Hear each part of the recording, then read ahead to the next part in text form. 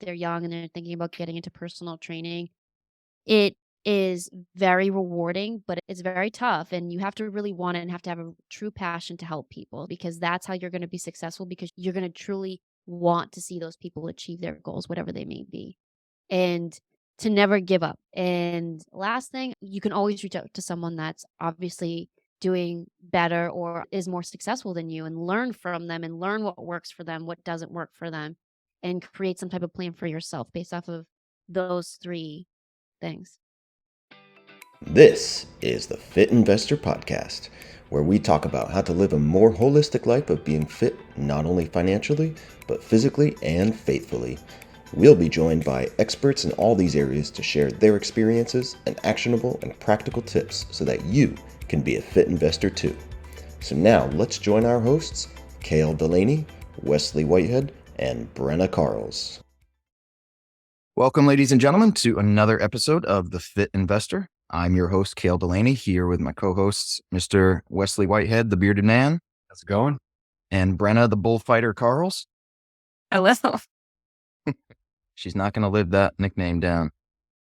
And today we have a very special guest. Her name is Amanda Ferlisi. She is CEO of Ferlisi Fitness and is a highly accomplished fitness professional with a bachelor's degree in psychology and a minor in biology, with a concentration in health and counseling and neuroscience.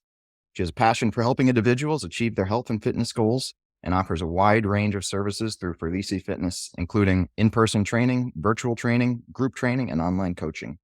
She also provides customized meal plans, workout plans, and accountability and support for her clients.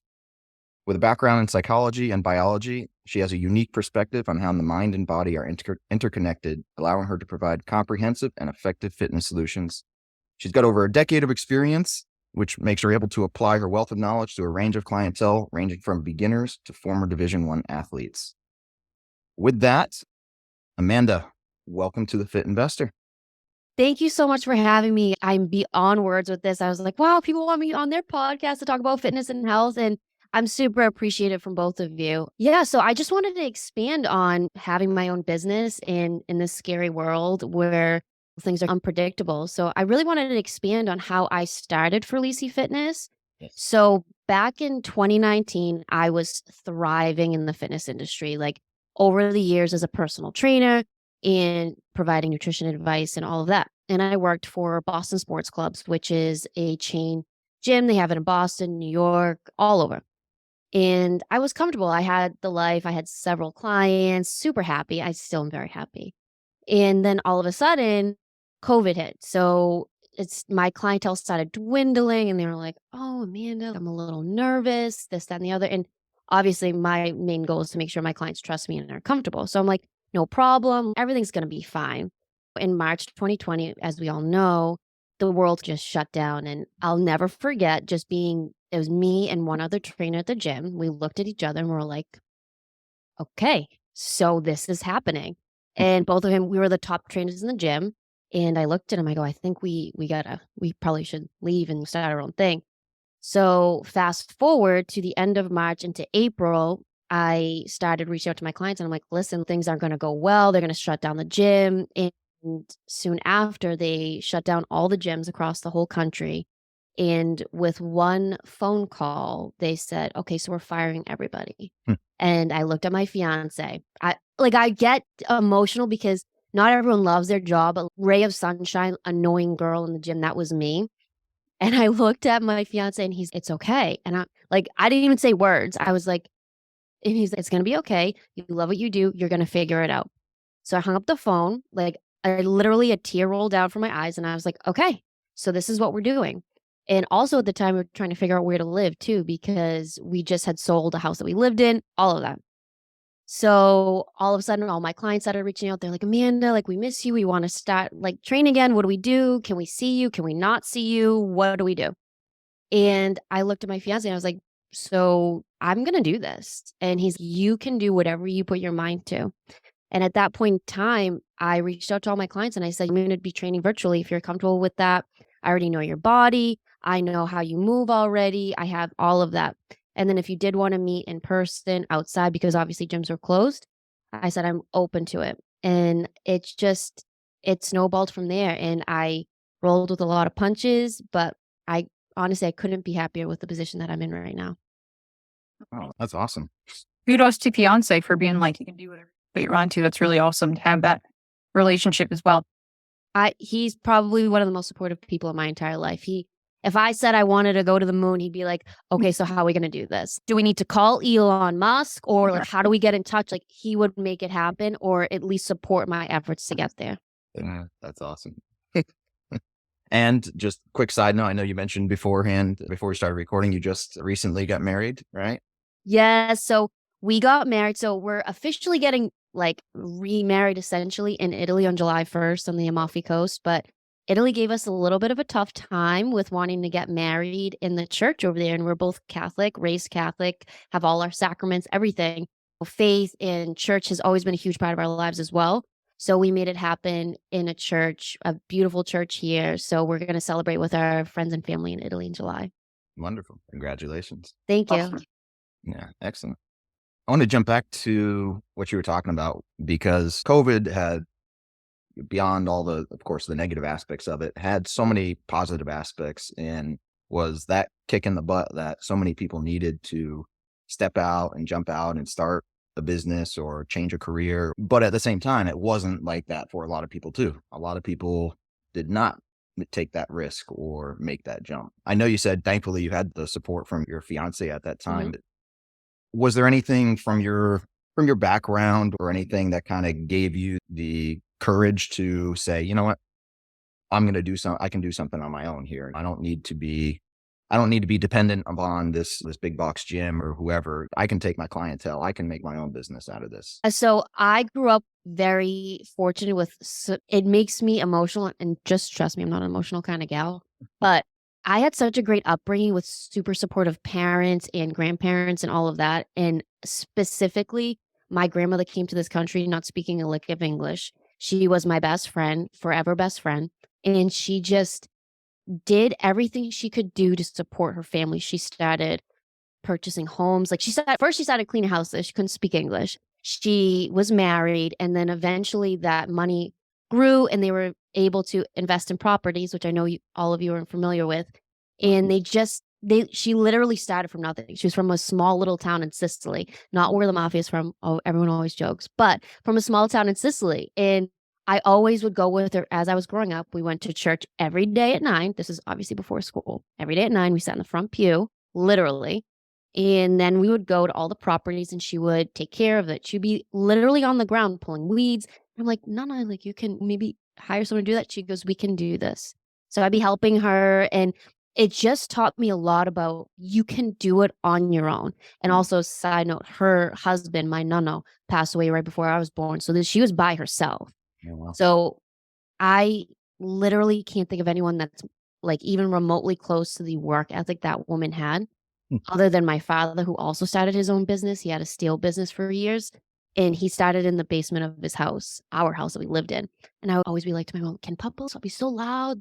She would look at me. She's like, "He's busy working, starting a business." And I'm a little kid. I'm like, I don't know what that means, but literally phone book, papers, none of that. So it was I didn't know how inspirational that was until later in life when I was like, papers, computer, phone, let's just do this. And it all of a sudden hit me and I was like, wow, I grew up witnessing all of this happen, whether it was like working with your hands or it was building something literally out of nothing. So those two people have had the biggest impact on my life out of anyone I've ever met. no, that's awesome. That's really great. I love hearing that. And that's it's funny because that can go one of two ways, right? Because you hear a lot of stories too where especially with real estate, you hear it a lot where maybe the parents or something were involved in real estate typically on a smaller scale where they're Mhm. doing everything themselves and the kids see that and they see it doesn't look that glamorous or it looks hard and it turns them off. We hear that a lot versus you see the hard work and that, okay, that's potential. That means that I can do whatever I want, that I can do things. So kudos to you. That's great. Thank you. Getting into personal training, even whether it's working for yourself or working for a gym, I imagine is still relatively entrepreneurial, right? Even if you're working for a gym, like do you have to find your own clientele still, or how does that work?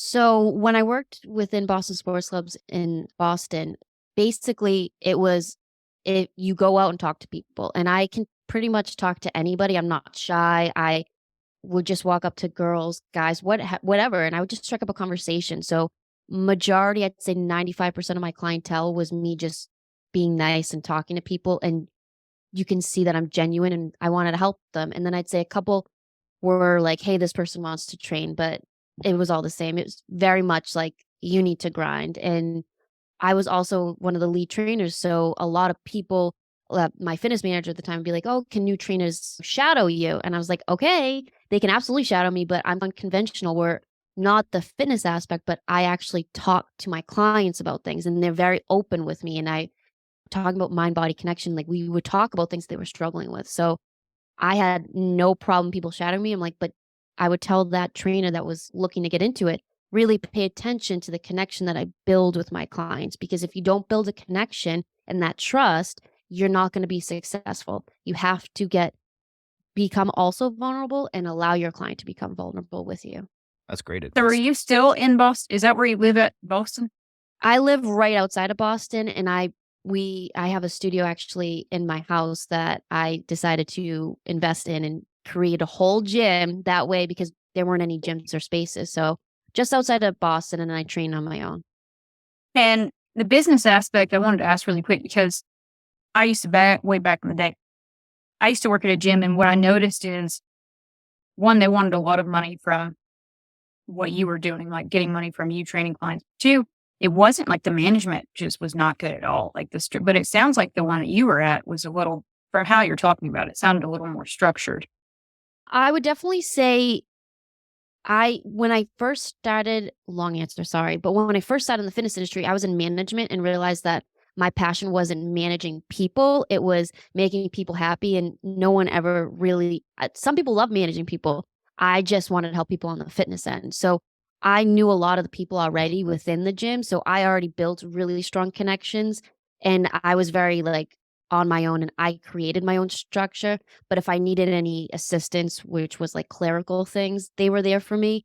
I never had any specific issues as a trainer. It was you go in, you make what you want of it, and that's it. And as far as the amount of money, they took a good chunk of money, and that's pretty much all gyms. Yeah, like I think the average session cost was $140 an hour, and then they would take about from me like 45 or almost 50% of that. Yeah, and that was the best if you looked. So I don't know if you guys are familiar with this area, but there's Boston Sports Club, which was super prominent, and then you have Lifetime Fitness, which is huge. I go to Lifetime, and then LA Fitness and obviously Planet Fitness. But believe it or not, Boston Sports Club took the least amount of money out of everyone. Oh, and Equinox. Equinox wanted to take 60%.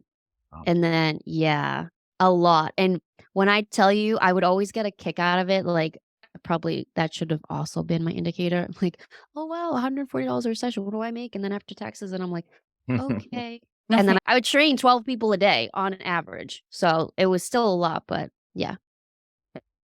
One thing I'm curious about, because you hear that saying of don't make your, I don't know, I'm going to butcher it, but like, don't do your passion as your work so that you don't burn out in it. You know what I mean? Do you experience that at all? Or Oh, yeah, absolutely. When I first started, I love what I do. I'm sure you guys can relate. I love training. I also love training myself. I love fitness and nutrition. I'm that person that won't stop talking about it if you ask.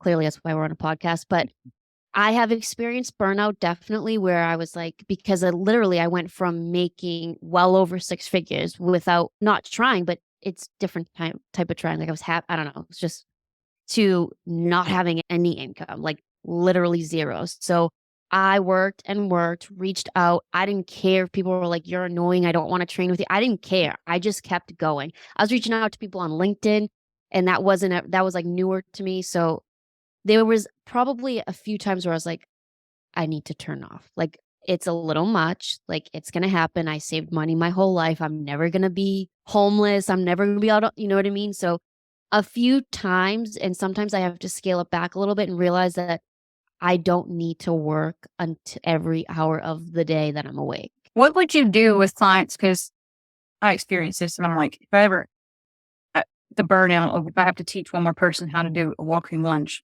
I have to throw up, but not really. But what do you do when people like, you're like, okay, this is what we're going to do today. And they're like, and they try and barter with you. That was what got on my nerves the most. I'm like, you're paying me to do this, but yet you're trying to argue with me of what you need to do or want to do or should do. How do you combat that in a nice way? I'm very nice, but I'm also very honest. So, and like very blunt. And to be honest with you, I think there's only off the top of my head, maybe 2 people that have ever given me a little bit of a tough time. Other than that, they fully trust whatever I'm telling them because it's just, you're not going to get to your goals unless you do this. And for the couple people that, tried to barter, usually was because of it was after work and they were super tired. So certain things, they're like, I can't give 100% energy to that, but I know I can give 100% energy to this. And so we would just move it around, but never did anyone say, absolutely not, we're not doing this. Or I didn't really experience that, but I know that's also very common. I think I lucked out with the group of clients that I have. Awesome. Okay, COVID hits, you go off on your own, you start your own personal training business. What were some of the challenges or maybe some unexpected things that came about in that journey of now building your own business? Trying to figure out how I'm going to train people. So virtual training was super new. People were like, but I like seeing you. It's like, yeah, well, we can see each other through the computer. So that was a little tough to try to convince people that virtual training was as effective. And then also prior, like I said earlier, we built it's a commercial studio that we have in our house. But prior to that, I had to convince people to meet me. They didn't know me. They reached out to me, but meet me like at soccer fields, football fields. Like I had a full gym in the trunk of my car. So I think trying to convince people like, hey, like I'm okay. Like you're going to be safe. Let's go train outside in this field. We'll set up a great program. No problem. So I think getting people that weren't clients to trust that I was going to lead them towards their goals in a little bit more of an unconventional way because we weren't used to it. I think that was probably one of the toughest things because a lot of people are like, I can just watch this YouTube video. It's the same as virtual training. It is not the same as virtual training. I see your squat. It is terrible. Let me help you. We'll get to your goals. Right. About a squat, I'm going to, no offense to men. I'm not trying to offend anybody. Kill, I know your squat looks really good, but men will put on stand-up plates on the side of each side of the barbell or whatever, and they will squat down 2 inches. They're like, huh. Yep. And I'm like, you're not doing anything. No ass to the grass. That's how yeah. Yeah. Right. I agree with you. And my fiance is taken aback a little bit. I'm like, listen, I don't care how strong you are. I love you for everything that you have inside and out. Please, if you're gonna do it, just do it. Take a plate off. I can promise Tom, Dick, and Harry over there don't care how much you squat. And if they do, who cares? Yeah. And the ones that like yell when they go down 2 inches, I'm like, yeah, that's why I wear my noise canceling headphones because I just can't deal with some of that nonsense. Okay. All right. Universal. You're not getting the full gym experience without those grunting and yelling morons. I see it on Instagram enough. My clients will send me like gym, like humor things. And I'm like, wow, okay, yep. And I would laugh and I'm like, but I see it and I still hear it. Yep. The best part is you go to the gym at like 5 a.m. because you're like, okay, I'll get this early. And there's one moron in the back the gym's quiet. Everyone's just doing their thing. And he's like grunting. Yes. Stuff. Yeah. The gym is literally, you're already crazy. Like it's not the time of day. It's not early enough for that. It's not late enough. Calm down. And I'll see a guy on an incline bench doing like 45-pound dumbbells on each side. And I'm like, sir, you need to calm down, sir. It's not literally, it's not. Anyway. Yeah, just real quick, since we're on that tangent this is a couple of years ago, there was this older lady that I'd come in and I don't know, she was just dancing around really oddly. And I was like, okay, well, that's strange, but there's a lot of characters in the gym, right? And then it was like a couple of days later, I saw I think it was on Facebook, there was like this compilation that somebody put together of like crazy gym people. I was watching it and I was like, that's her. Yes. Like, oh my gosh. Yes. Somebody recorded it. And honestly, because I've worked in the gym for so long, I can go on for one. I'll leave you with one. There was a guy that used to go to the gym and I think it's like a unitard. Oh gosh. Yeah. I had to remove myself because you will see how I feel on my face. And listen, I can't control that. I promise it's nothing personal. If you say something like there's going to be a response, I had to like almost leave the gym every time he came in because I worked there. I'm like, nope. And he would like slap his hands and I'm like, and then would not walk away. Yeah. I got you beat. No way. There was a guy in the gym I used to go to. He would wear a unitard, but dead serious. He was a body double for Mr. Bean. No, Not even joking. I got a picture of him on my phone. I No. took a picture. that is awesome. He If I was a stunt ridiculous. double for Mr. Bean, I'd wear a unitard too, though, Oh my, yeah. just to see what people's reactions were. And the best part is he had the highest level of confidence you've ever seen. Like Oh, I bet. was- Oh, he was yeah. like, Yeah. I'm here and that's how it's going to He be. was a stunt double for Mr. Bean. How can Yep. you get better than that? All right, back. And he lifted weights the way you would imagine Mr. Bean lifted weights. So it was that was his face. That was his face. It was the best. At least he was quiet though. He wasn't grunting. Quiet. He was All right. But Amanda, so if you do see, I don't know an example, but you know how there's the crazy Instagram stories and so many people in their late teens to early 20s are very impressionable and they'll see like this butt workout or whatever. This big thing for girls is the glutes. And the butt workout is, I'm just going to call it what it is. It's like a thirst trap. It's not even exercise to exercise your glutes. So when you see that, is that the type of people you go over to and be like, hey, I could definitely help you build like your glutes to like properly.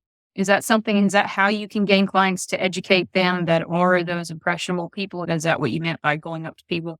Oh, yeah, absolutely. And to talk about yes, there's just so much that I can peel out about that. But yes, I have approached many girls because I don't even know how to explain it. I would see all the time these like groups of girls doing the same things. And I'm like, okay, so we're trending on Instagram. And I'm not huge into watching trends. Like I know what's right and what's wrong. And then there's like the gray area.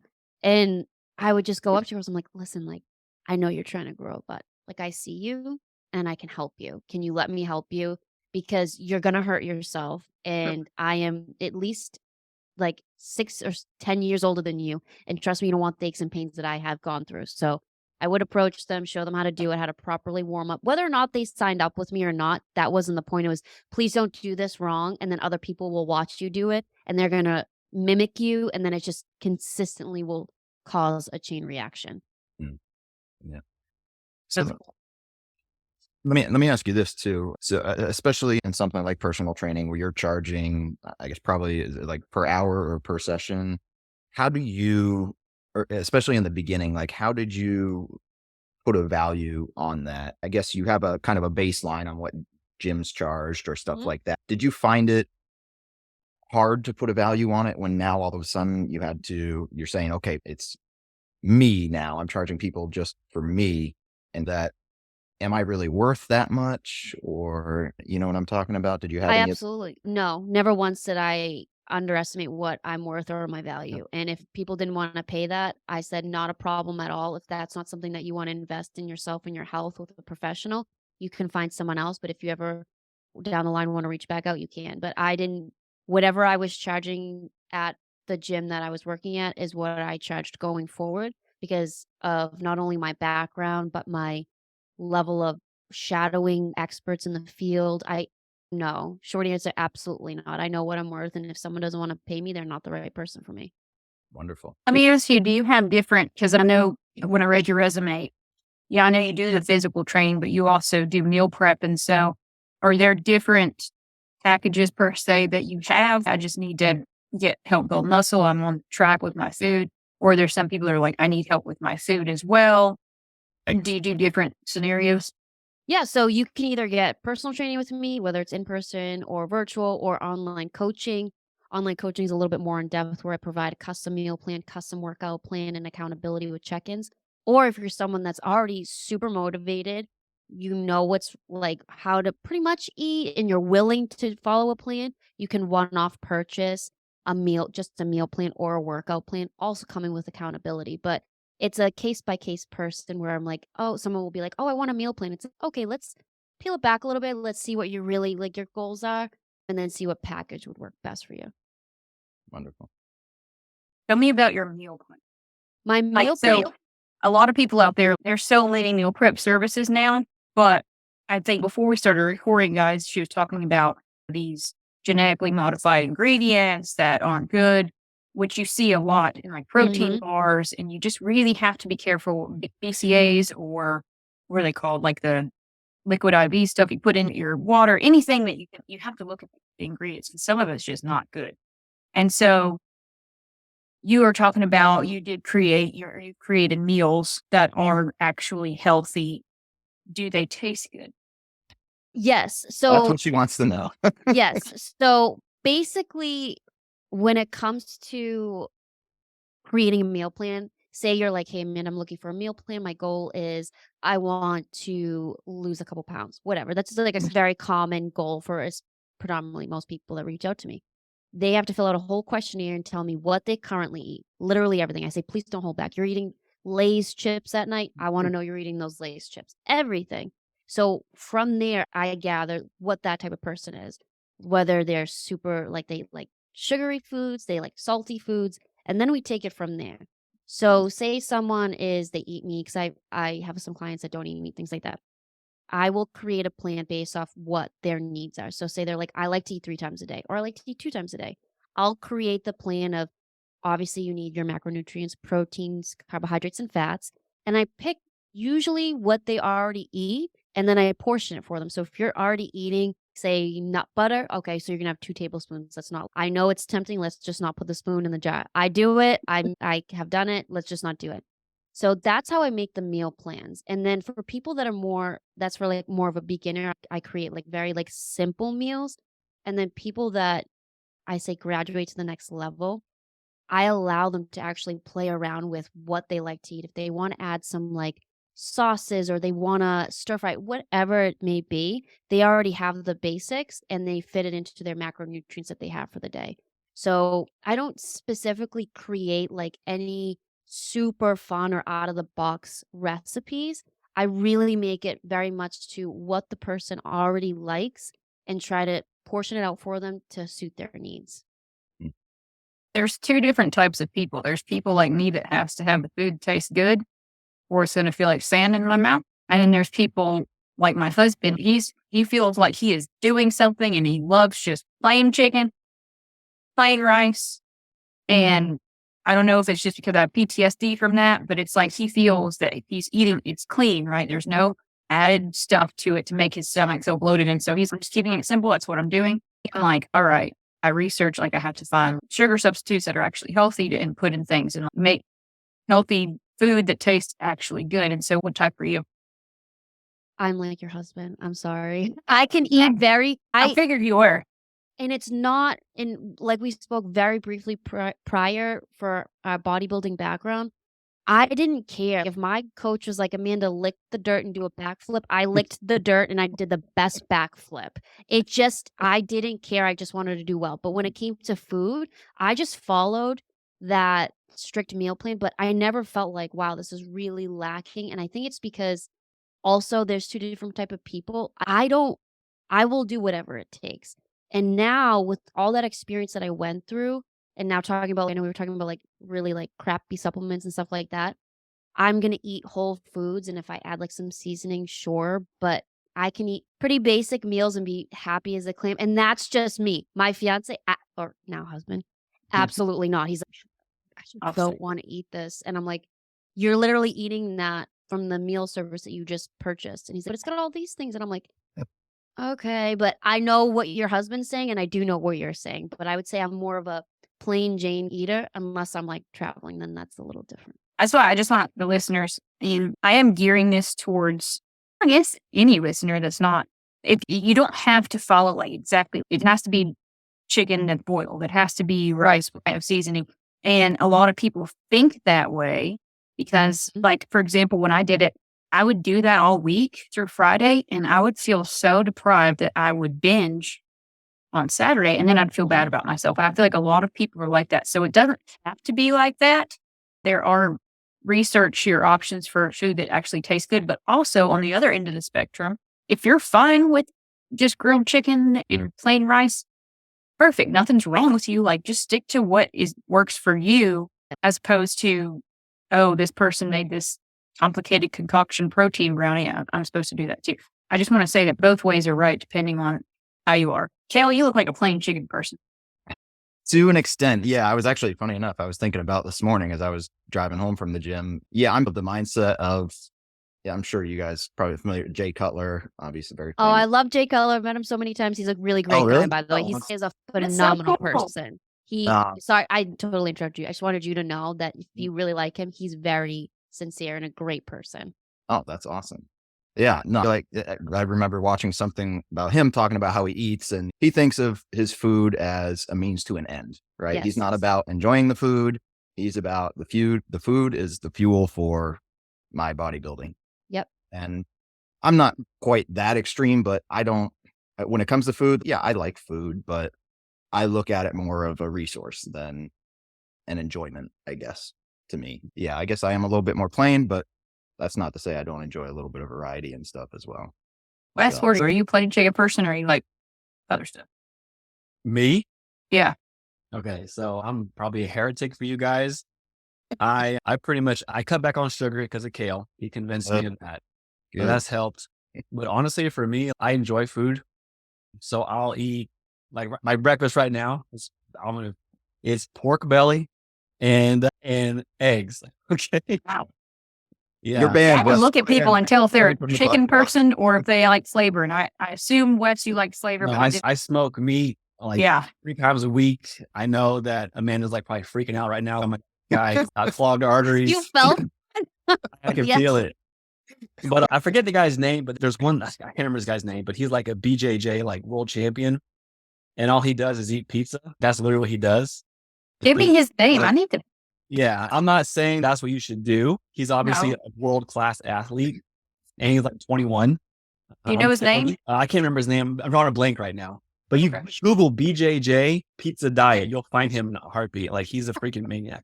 Anyways, I'm not that extreme, but I'm definitely not where you three are. I'm more of a, hey, cut back on the sugars, enjoy animal fats, YOLO kind of thing. as long as you're happy and you're healthy, that's all really that matters. It's just how we get to there. Yeah. Yeah. But like I said, I'm not advertising that what I do. And I've got low body fat percentage. And I've got pretty good endurance. So we'll see. We'll see as I get older. All right. I have one more question for Amanda, and I'll let you take it because I know I'm like veering off like 30 different ways. But you mentioned you are Italian, like what you said, direct descendant of first Personally. generation. Yeah. I know where this is going. I Yeah. love where this is Have going. you seen the new Mario movie? That's the question. Not yet. No. That's not the question.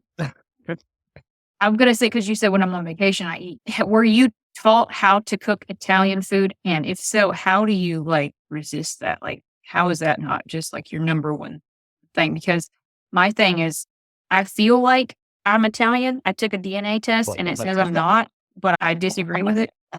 You identify as Italian? I identify Stop. like, yeah, That's the enough. olive That's oil, enough today. That's enough.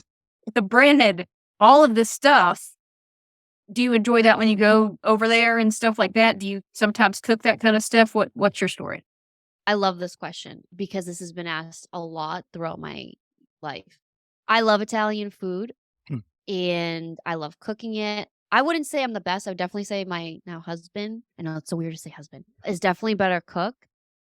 I learned from my nana when she was cooking. She used a lot of oil, a lot of things, and I just kind of went along with it and ate it. And I'm never going to have food like that ever again. And I chalked that up as a loss because she was the best cook. But I don't have a problem resisting like having that. So say like right now I'm leading up to my wedding. I don't have any cravings or have any issues if someone else is eating that or if Maurizio, my husband, is eating. Like I don't have any issues. And I think a lot of that came from a lot of discipline. However, when I was younger, I always wanted to eat that. I always wanted to eat pasta. I grew up eating literally pasta almost every single day and thought nothing of it because I was a little kid. I was a chunky little gal, like whatever, but I ate pasta. But I will say, when I go to Italy, we go every year, the food is second to none. I have never eaten a bowl of pasta. I know if you follow me on Instagram, there's gonna be a lot of food on there. So I would highly recommend. Well, You don't feel sick after. And I don't know if you want to open up the can of worms about the food in this country, but it's phenomenal. Like I'll never forget. We were in Napoli. It was my very first time, and Marie's just like, "Oh, so we're gonna get pizza." I'm like, "Okay, it's like 11:45 at night. Fine, that's normal." And this guy brought out this margarita pizza, and I was just like, and Marie's just it's okay. And I'm like, because I was also coming out of a huge diet phase, so I was like, this is gonna kill my stomach. I ate that whole pizza, and it was like nothing bad ever happened to me. I was literally like, my stomach felt great. I felt great. I didn't feel bad.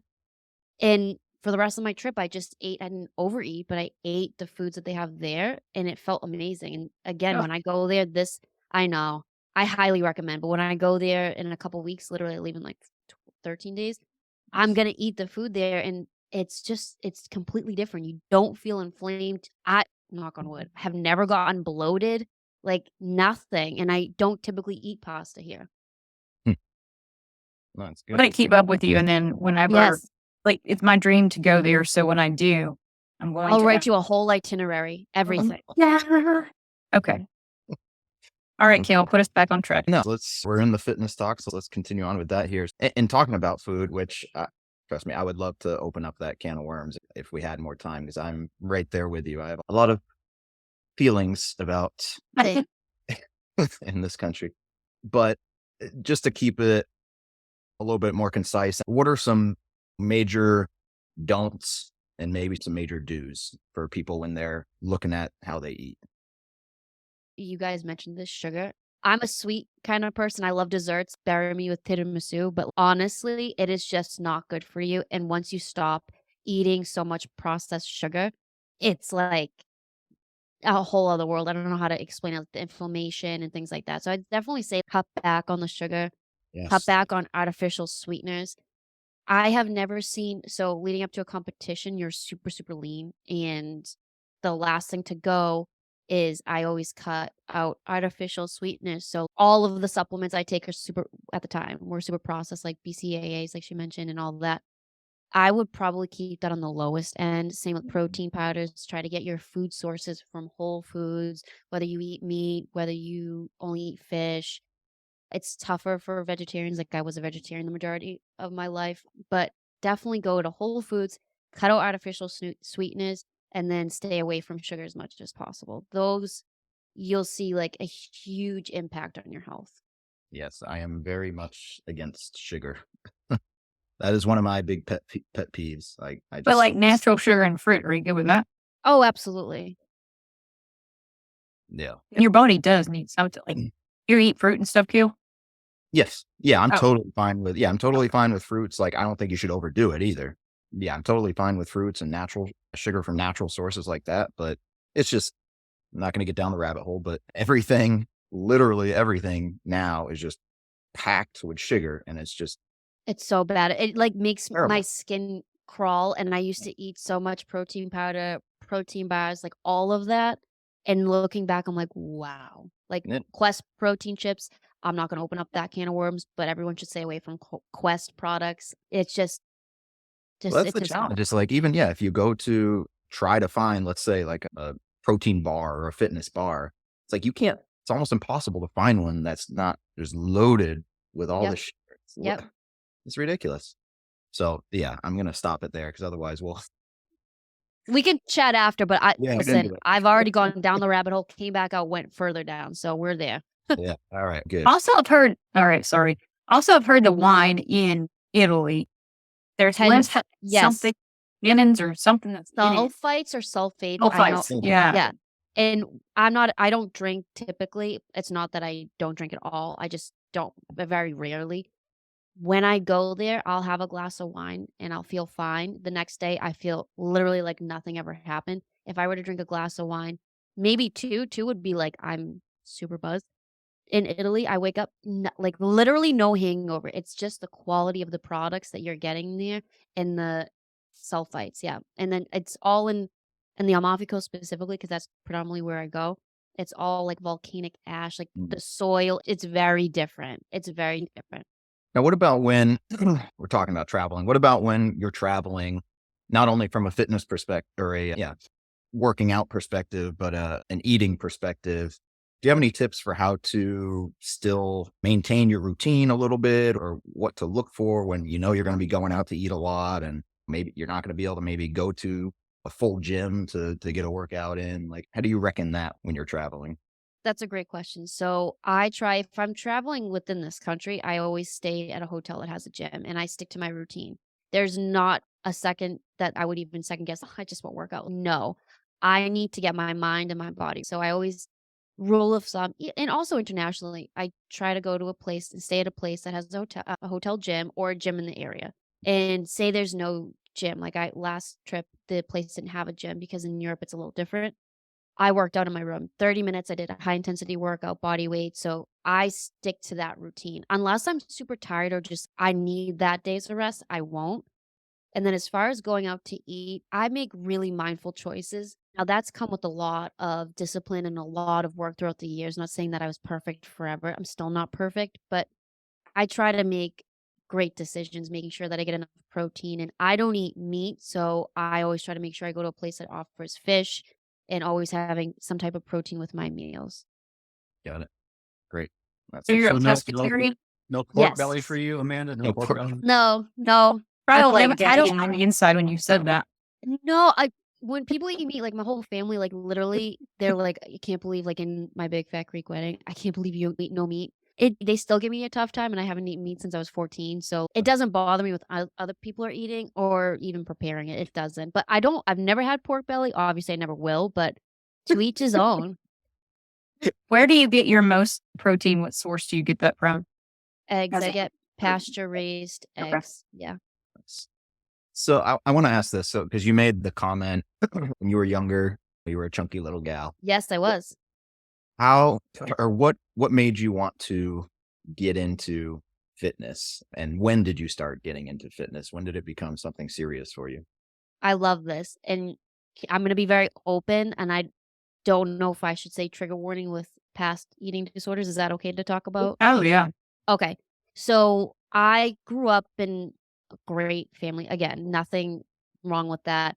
I just was a little bit overweight. I wasn't like, wow, that girl's enormous, but I was chubbier. I played soccer. I was like trying to run as fast as I could. And my father was like, you're going too slow. I'm like, but anyway, I I vividly remember this. I was in third grade and some girl made a comment about how my mom like packed something like super healthy for lunch. And she's like, probably because you need to lose weight.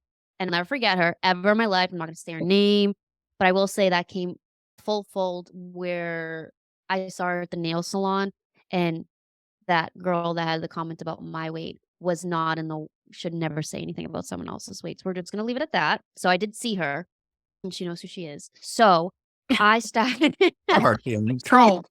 A troll. Yeah. So I got really down on myself and we didn't talk about weight in it just wasn't like a thing. And obviously in my generation, like super skinny was like the thing. And I've never been super skinny. I have curves, I have hips, I have a butt, all of that. So I was always trying to minimize myself. Let me be small.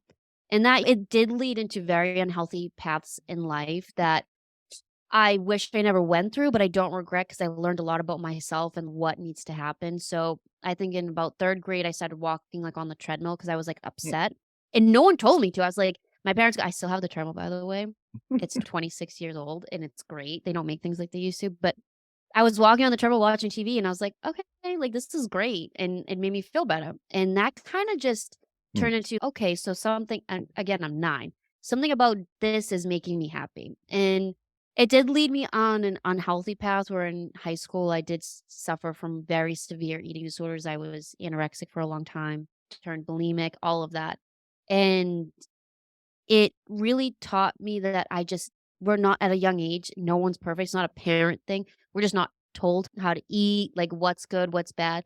Most people aren't. Like the majority of my clients, even we have these conversations. So I think where I found the passion was I enjoyed working out. I enjoyed talking about it. I just didn't know how to do it properly. I didn't know, like, obviously you need to eat, you need to fuel your body. And obviously throwing up is not the best option either. You should never do either one of those things. And what it forced me to do with help was to really look at what food is and why we need it and what's healthy, what's not healthy, and finding that balance. And just researching, and also because I was pre-med for 3 years and then turned to psychology and biology because I really wanted to help people learn that about themselves as well.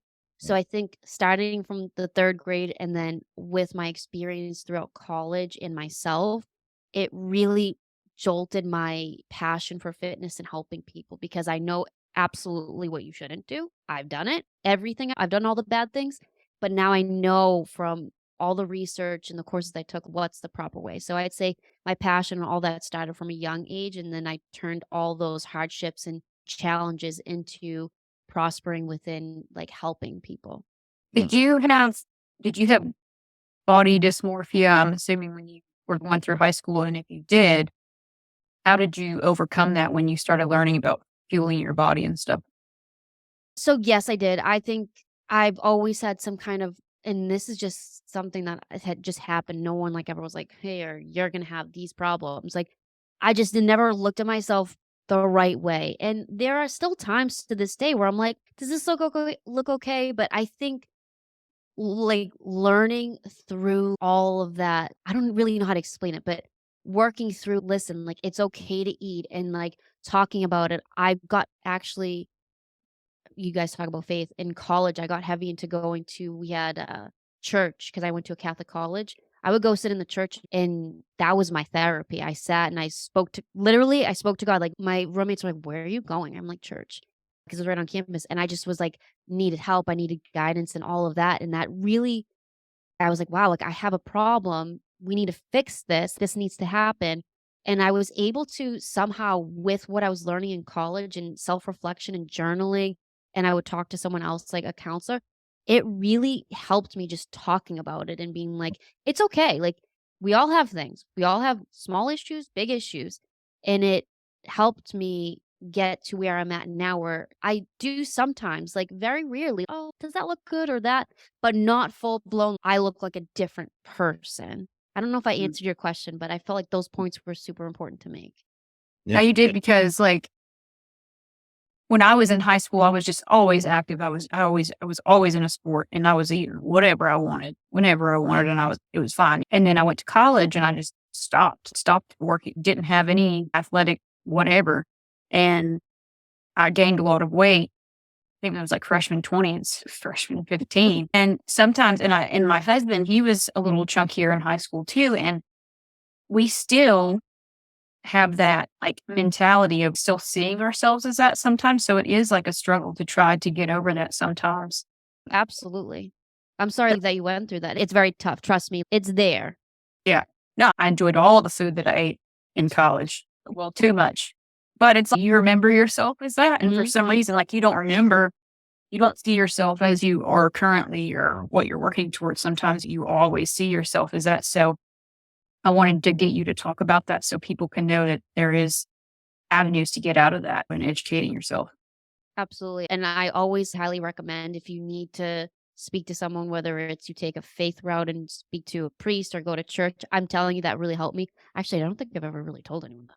And then also, like, a counselor, a therapist, some person just to talk about it with, because number one, you're not alone. And number two, you can get through it. And number three, you might have it forever where it just kind of like creeps up on you just a Right. little bit, and it's okay, but that doesn't mean you need to change what you're doing right now. It just means that you have this little thing that sometimes might happen. It might just pop in your head like, "Hey, remember this?" Yeah.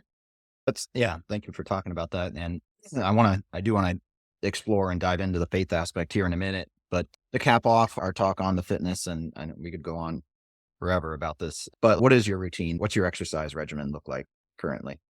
I love this question. So, I work out 5 days a week, sometimes 6 depending on how I'm feeling. I work out upper body, like a push day, a pull day, a lower body. Currently, I'm just overcoming a small injury, so my volumes and training for legs has just gone down a little bit. It was an injury that just exacerbated by moving literally the wrong way, not even working out. So I do that, and then I'm also walking. I was doing the Stairmaster, which I'm unable to do now, but I'm doing, like, walking on an incline. No high intensity, just strength training as well as incline walking. Isn't it And funny how you get older and, like, you sleep the wrong way or you walk the wrong way? I can't look fully to the left if that says anything. So I woke up and I was like, Maritza, I gotta go on a podcast. I can't move my head to the left. She goes, looks like you're not looking to the left. And I'm like, no. What was I going to say? Oh, so with strength training for women specifically, because we've touched on this before, and one of the big objections that I think comes up with women is about weight training and Mhm. don't want to look bulky or Yep. this that, or the other thing. We know that's not the case, but how do you overcome that objection? Like, or do you get that objection a lot from women? I love this question. Yes. I have even gotten to a point where I wrote like a whole dissertation to my clients' family about how you cannot get bulky from lifting. You have to lift heavy with intention over time and then complement that with a caloric surplus as well. So you cannot get bulky. So I tell my clients, you're not going to get bulky. And if they question it, I explain it from start to finish why they won't get bulky because it's impossible unless you're doing those things with the purpose of trying to gain weight. Like I, for a couple years, intentionally put on weight to increase my muscle mass on my upper body because I'm very pear shaped. So I wanted more hourglass shape. So unless your intention is to do that, you will not get bulky. People are gonna you're always gonna see on I say on the Instagrams, these girls are like, "Just do it high intensity and you're gonna look great." I'm like, "Yeah, that might work for your body type, like, over here, but if you're trying to make physique goals and change, like, fully, you need strength training, and it's not gonna make you big, and it's not gonna make you bulky."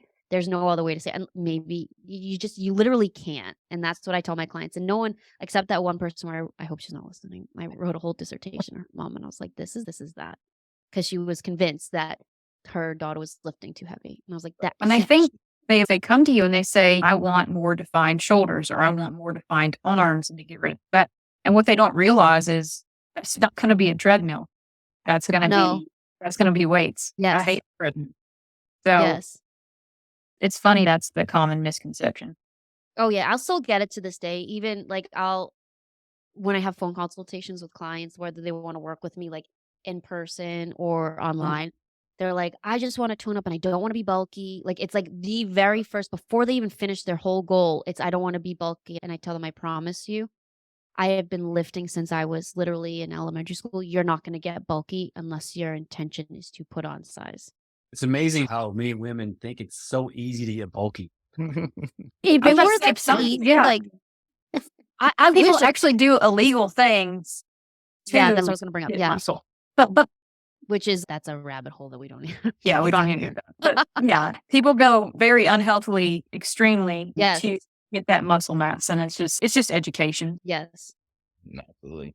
And so for somebody who's looking to start a new fitness regimen or get started in the gym or something like that, do you just have any practical tips or things that maybe some key considerations or key exercises for somebody who's new and just wants to get started? Male or Absolutely. Absolutely. So if it's someone that's never weight trained or gone to the gym or what have you, and this isn't a plug for you need to hire me, but you should really seek guidance at least one time with a trainer because if you're doing something improperly for a long time, that's always only going to wreak havoc on yourself and your posture. So my tip would be to hire a professional for just at least a couple sessions because you need to make sure you're doing it right and you're safe. If that's, like, completely out of the question, I'm sure there's some, like, YouTube educational tips on proper form, which I would probably recommend going to, like, physical therapist channel or some sorts like that. And then also finding a friend is always a good thing to do to hold you accountable. So say you wanna go to the gym, you're, like, trying to get into a routine. Girls are really good usually pretty good about it. They're like, "Hey, you wanna go to the gym? Walk on the treadmill, we're gonna do glutes." That's the thing, like, I you would guys say go to the bathroom in packs. So yeah, as we should. Like, it's just our thing. But yeah, I would definitely say hire a professional if you can. It's definitely, I had a trainer, it's definitely recommended. So you're doing things properly. And then finding someone that's like a support system, like a gym buddy, whether you guys go together, you have the support of, hey, I'm going to the gym Friday. Oh, I can't go to the gym, but you want to go to the gym Saturday together. That's Right. always like, always having some type of support. yeah, no, that's very good. And just tangent context, Wes and I, so we went to college together. That's how we met. And we were frenemies in the gym until we, one of us spotted for each other or something. And then we realized that we're not complete jerks. Yeah. And then we became workout buddies and then roommates and friends. And so this is over 20 plus years now, but that's how our relationship started. I Was it? love that because I've met some of the greatest people in the gym, obviously, because I worked in a gym, but that type of mentality, like you guys already have a very similar mentality already. So why not be friends? Because you probably align on pretty much everything. Right. Yeah, that's true. No, those are excellent tips. So thank you for that. And so let's talk about the faith. So you mentioned you grew up in a Catholic household. You went to a Catholic college. Just give us a little bit of background on your journey there. As a kid, did it appeal to you, or was it just because that's what my family does? Or like, when did it become a personal thing and something that you started taking seriously? That's a really great question. I think growing up, like mentioned prior, I went to literally went to church like down the street from my house right now every single day with my grandmother. And what it taught me was she had some type of structure and routine. And then I was like, kind of like, why are we doing this? Went through all those emotions, like, no, no, why do we gotta go? And she would look at me and say some crazy things in Italian. I'm like, you can't say that. She's like, it's okay, I'm going to church. And I would always laugh. And I'm like, okay. And she was so passionate. I literally can't explain. She's just always so passionate about it. And I'm like, I want to be like her one day. And clearly I'm working towards that. But I saw that and I was like, okay, she loves this and it makes her feel good. And I'm like, so something's here. Just similarly to working out, it made me feel good. And I always wanted to make her happy, and making her happy made me happy. And then my parents obviously were happy. So I took it very seriously getting my sacraments. I went to we call it CCD, which is like religion courses to get your first communion and all that. And I enjoyed it. I would pray. Like my parents didn't grow up and teach me like you need to pray, but I just did it on my own because I was so close to my grandmother. That's like what we did. So, I think my real when I was like, "Wow, this is really probably a thing," was in college when I suffered a lot, and I think very commonly people turn to something when they're down and out, and mine was just, like, my experience with eating disorders, so going to church was made me feel better, like, having someone to confide in that just wasn't family or friends, it was God. So I would go to church and I would cry every time without I'd be fine. I'm like, "Why am I crying?" But I guess that was a therapy that I needed to get through it, and that was also I don't go to church every single week here now, but I still practice my faith by praying and just knowing that there is someone there that has the good intentions for me, and I always have someone to talk to and guide me. So, I think it really began when I was younger, seeing how happy my grandmother would be, like, genuinely happy because she was suffering because she didn't have her husband anymore, Mhm. and then it came back out more when I was suffering myself, and then to this day, I trust me, when I tell you we wanted to get married in Italy in the church, like, we fought tooth and nail to a point where I was like, I'm literally fighting with the archdiocese in Italy, like, it Fighting was the Pope there.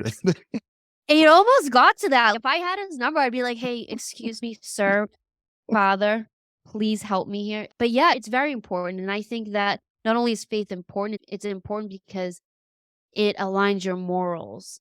And I think that when you are religious, even in the slightest bit, it helps you throughout your life, whether it's in your career, within your relationships, your friendships. It's extremely important. And I also went to Catholic high school by choice. I was like, "Can I go to Catholic high school?" My parents were like, "What?" I was like, "Yeah, I just wanted to go," and we would pray before class. I loved it. I loved the structure and how it made me feel. Mm, yeah, no, I love that. And especially because whether someone grows up in a Christian or a Catholic household or not, what happens oftentimes is you hear when they come to college, that's the falling off point for a lot of people. All of a sudden, these kids are out on their own and lots of bad influences around Mm. them. Maybe the good influences that they have aren't there anymore. And unfortunately, you can have a lot of that falling out.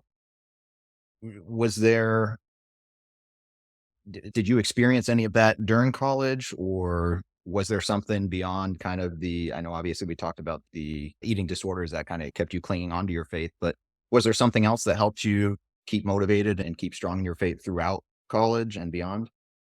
I think it was just the constant reminder that I always had someone to talk to or someone to confide in. I think that's generally what it was. I always had a very good moral compass, if you will. I never did anything too crazy. Yeah, I went clubbing. I was definitely like, I hate to use this word. I was definitely like a Guido, like fist pump. That's how Maurizio and I met. He was in a relationship at the time, so we couldn't talk. But like I never had an issue with I never was like, "I don't believe," or like, never had any of that. I would get upset, like, when someone would pass away. My first experience when someone passed away, I was beside myself, and I was like, "How could this happen?" It's normal, but also it took me a second to, "Is this, like, a real thing? God let this happen?" But I think I was just always pretty strong within my faith, whether it was, like, a little bit or do you know what I mean? Like, I never really had any type of issue or had moral or any decisions that, like, deterred me from going to church or confiding in someone. Okay. No, that's great. And that moral compass that you said you feel you have a pretty strong moral compass. Yes. Do you think that comes from, again, going back to growing up with your grandmother there, or? Oh, absolutely. I think my family really instilled a lot of values, like, Mm. to the point where I'll talk about it now, and I'm like, "You didn't do that?" I had family dinner every night. There wasn't, like it wasn't a question. Like, every single night, my parents worked both full time, came home, we had dinner together, we had soccer whatever it was. Like, I have been ingrained with such great values and morals, like, always stand by your family. Your family is all you have at the end of the day and yourself. And my grandma would say the same thing. Don't I know this sounds super aggressive. Don't trust anyone, but also be very wary of people like coming in and close to you. So I think I was really taught great values without being sat down and being told, here are the values. Like just growing up, it was a very strong upbringing. No, it's wonderful. Except when I got tattoos and then my father wanted to disown me for a couple hours one day, and that was okay. He loves me very much. It was a very tough day. He's, "This is against your religion." It was bad. It was a bad couple hours, but we're good now. At least it was only a couple hours. Yeah. Yeah, my mom's like, "Can you stop yelling?" And I just walked into the room and shut my door, and I was like, He's fine now, but That's good. So how do you mentioned that faith, obviously, it plays an important part in not just your personal faith, but in all aspects of your life. So how does your faith play a part in these other areas of your life? Does it play a part in how you think about fitness and nutrition and business and any of those things? I think it does in the aspect of having moral values, and I think that's really ingrained in us when in a positive way when you're talking about faith, like not doing anything to hurt someone else and things like that. You know what I mean? So I think that's the biggest aspect and like the trustworthiness when people are open and vulnerable with me. Like I believe that I was put here to help people in a capacity and I found that capacity and that was it. So I think that would be the answer to that. Gotcha. One of the things I think about is just in terms of like with the fitness and nutrition, for example, and we didn't get to dive into this. I know because we had so many tangents, but we didn't get to dive into the mind and body connection and things of that nature. But God put, whether it's when it comes to a food or cures for diseases or how our body works, in my opinion, God put everything that we need here.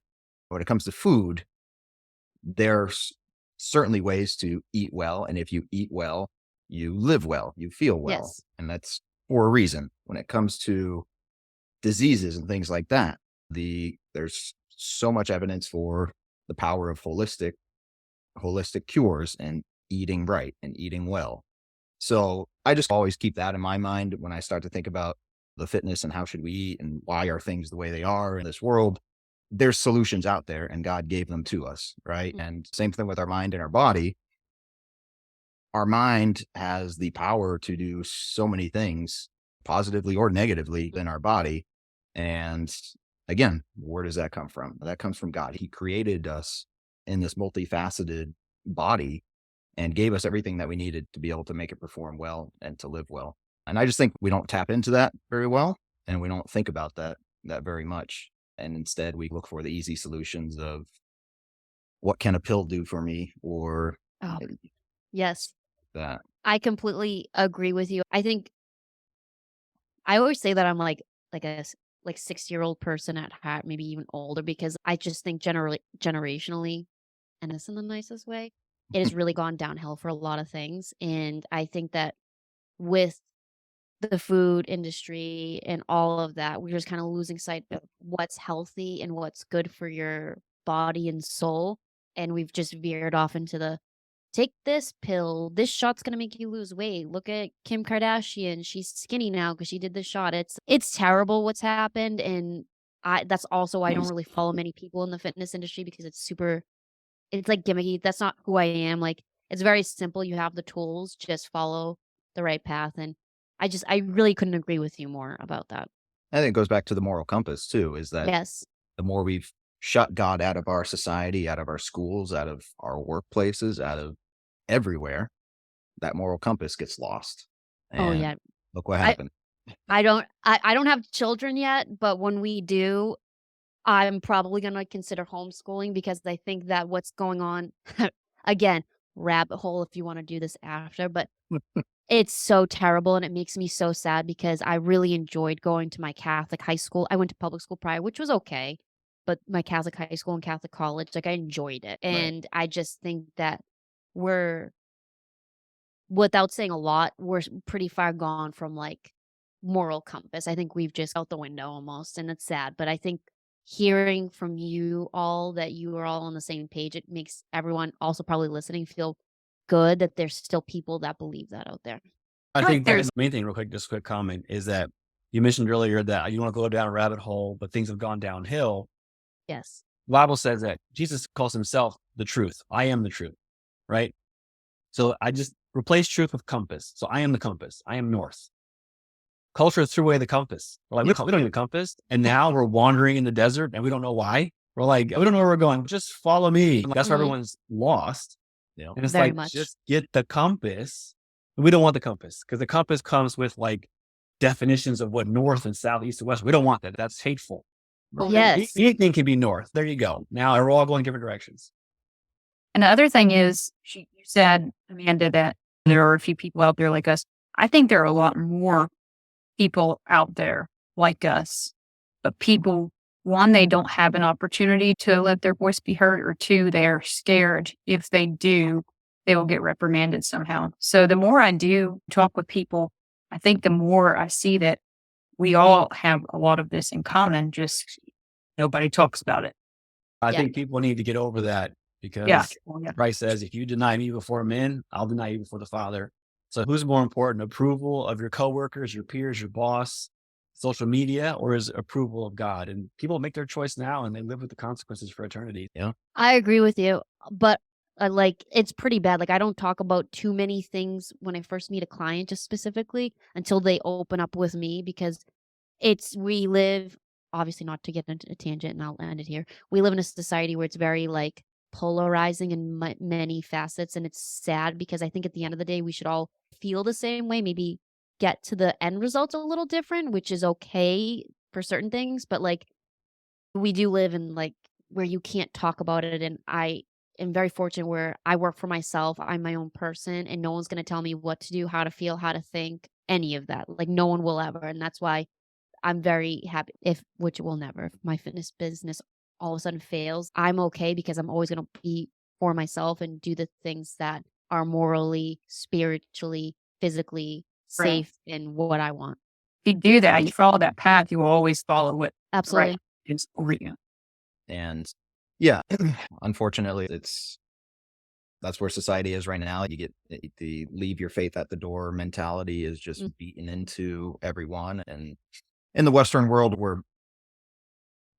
I don't know if it's blessing or a curse, maybe more so of a curse, really, in that the persecutions that we may face are relatively light. Let's be realistic in the grand scheme of things into what other people, other Christians have the opportunity of facing in other parts of the world. We're talking about maybe being whatever, blocked on Facebook or offending someone or Oh okay, yeah, I was full out demonetized on Instagram and I never got that back because I said I'm not going to say what I said. It wasn't even anything to be said, but they also look at what you send in direct messages and I'm like, wow, I can't laugh with my sister. This is ridiculous. Yeah, like my whole Instagram got shut down. I had to make a whole Wow. Instagram. That was my business and Yep. I haven't and it just started to actually gain traction again. This was like back in 2019, 2020. It just was like, you're against the guidelines. And I'm like, They I shut your talk about account down?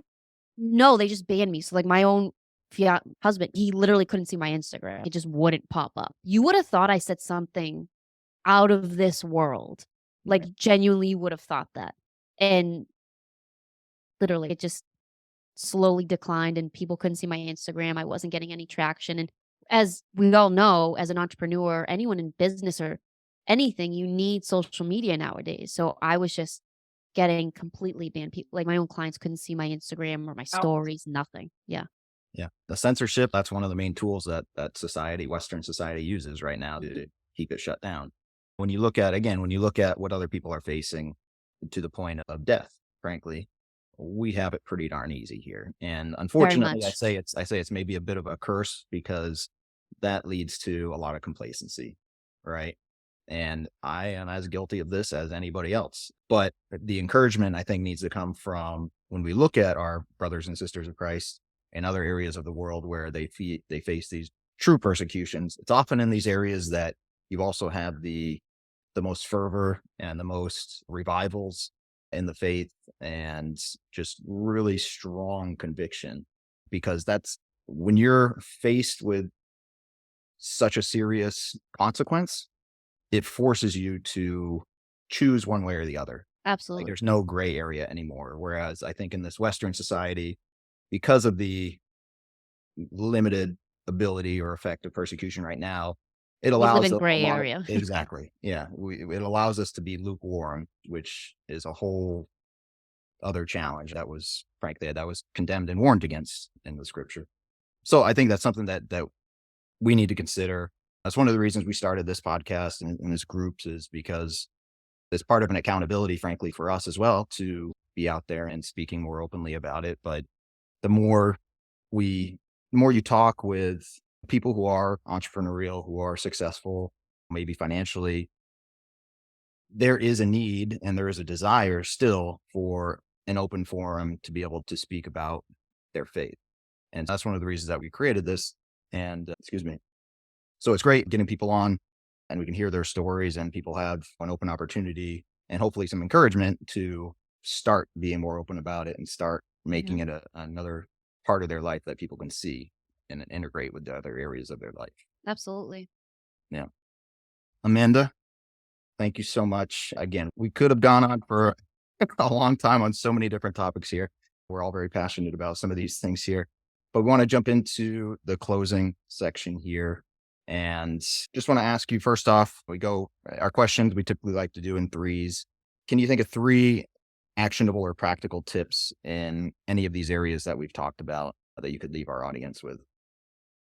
Yeah, I'll actually speak on the fitness because that's like my predominant level of expertise. I think as far as any tips if you're looking to get into fitness, actually, can I do it as someone looking to be a personal trainer? Would that Yeah, be absolutely. Uh-huh. yeah. So I think this is extremely important for anyone out there, especially if they're young and they're thinking about getting into personal training. It is very rewarding, but it's very tough, and you have to really want it and have to have a true passion to help people. So I would really say to someone who's looking to get into personal training or say online coaching, have a genuine passion for helping people because that's how you're going to be successful because you're going to truly want to see those people achieve their goals, whatever they may be. And to never give up. I know that's cliche. I don't care, but don't give up because we talked about earlier, you know your value, you know your worth. Don't ever backstep it for anyone and can be consistent with it across the board. And last thing I would say would probably be if you don't know really where to start and want to be a personal trainer, to reach out to someone, whether it's online or someone at your local gym that you see seems to be successful, and ask them to sit down with you. Ask them to if you could shadow something like that, because I strongly believe that you can always reach out to someone that's obviously doing better or is more successful than you and learn from them and learn what works for them, what doesn't work for them, and create some type of plan for yourself based off of those 3 things. No, absolutely wonderful. And I just want to make this comment too, which I forgot to mention it earlier, but just in everything you've talked about and about your life and your business and all these things, I think the overarching themes have been consistency and discipline in everything that you do. And we preach that as well. Those are probably the 2 biggest traits, I guess, that you need really to be successful in any areas. You're an example of that. And I just hope people see that as well, that again, consistency and discipline, how important they are for these things. Brenna, you want to do your... I think she already Question, answered Marcy? it, but I'll ask it. What's the best pizza you've ever had? And I know it's going to be Sicily and stuff, but also if you've had one that's really good in the United States, Okay. so that as well. Best pizza I ever had was in Napoli at 11:30, 11:45 at night from a little small restaurant, and it was a margarita pizza because I don't eat meat. And that was the first pizza that I ever ate, like a small single, and by small, probably like this big. I ate the whole thing and I felt great. That was the best pizza I've ever had. As far as in the United States, I like Frank Pepe's pizza. It's a Napolitan pizza. So I would recommend that. I don't know Frank, what? Pepe, Pepe. I don't know how many locations that they have. I think it's more of the Northeast, but I would recommend that. Okay. Excellent. All right. And where can our audience find you if they want to get in touch with you about the personal training or coaching or nutrition, or if they want to follow you? Like, what are the best avenues? Yeah, so you can find me on my website, amandaferlisi.com, and on there we'll have my Instagram, which is Amanda_Ferlisi, as well as I also have a podcast, Mindset and Muscles with Yes. Amanda. That podcast is on Spotify and Apple, and you can also find that on my website. And if you just want to skip all that and you want to talk to me one-on-one, please, you can always feel free to reach out.